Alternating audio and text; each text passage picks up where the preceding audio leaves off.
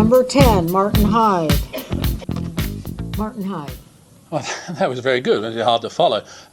My name is Martin Hyde. Seeing as this is sort of an evidentiary hearing, I'd like to submit as the first piece of evidence that Susan Chapman and I agree on the Selby Master Plan, which must in itself makes you wonder, as we don't agree on much.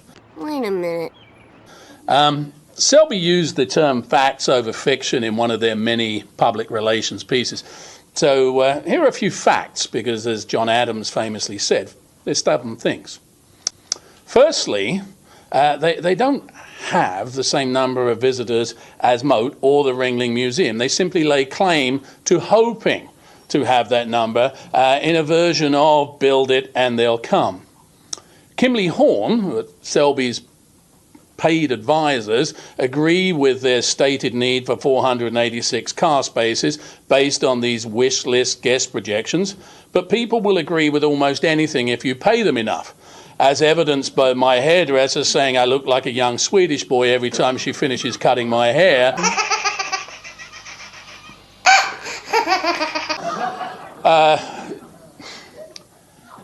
Secondly, our city has risen from 10th statewide to 4th in pedestrian accidents in recent years.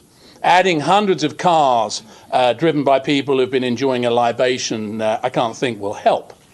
In the same vein, our city has the dubious distinction of recently being named the DUI crash capital of Florida, again to which adding a rooftop destination drinking hole won't help.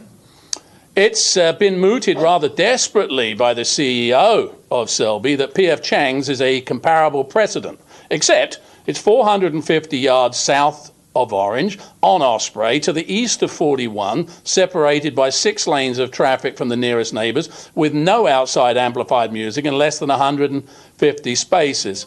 You know, as to the question of what Mary Selby would have wanted, I thought I'd bring you a crystal ball and maybe you can ask her. What's this I see? Why, she's crying. Someone has hurt her. Someone has just about broken her heart.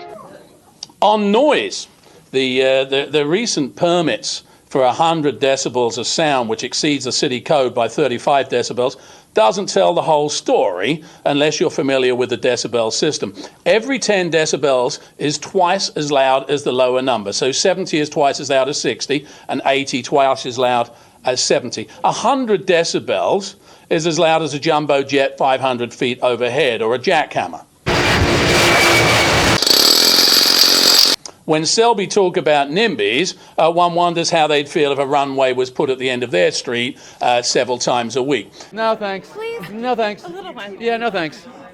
It's notable that the CEO of Selby chose not to live close by, despite being paid plenty enough to be able to do so. The level of disinformation has been staggering and unprecedented, including, by way of an example, a charming opinion piece in The Observer published last week in which a gentleman talked about growing up in the area advocating for change, but failing to disclose he's a partner in the law firm representing Selby Gardens.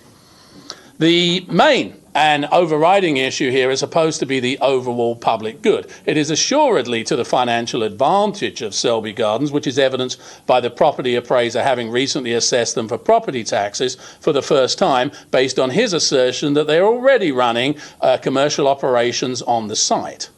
It is certainly a lotto win potentially for Michael Klauber, who's been awarded a secret contract that Selby won't disclose, as if it contains Colonel Sanders' secret 14 blends of herbs and spices. They won't disclose for one reason alone, which is that it would expose how much money they're expecting to land in their laps if you agree to devastating a neighbourhood. The bottom line here for me is not anti-Selby or NIMBYism, but a very real concern of setting a precedent that we can't reverse.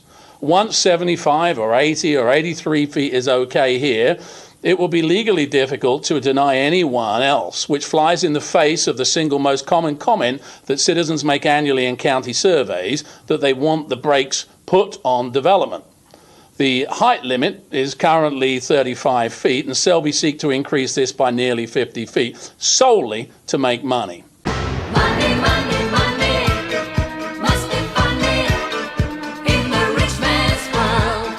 The thing about money is they print more every day. But peace and quiet, unfettered by urban sprawl, is priceless. Deny the plan for all of the facts stated and let them get back to creating a design that doesn't tear up our comprehensive plan for something as crude as money.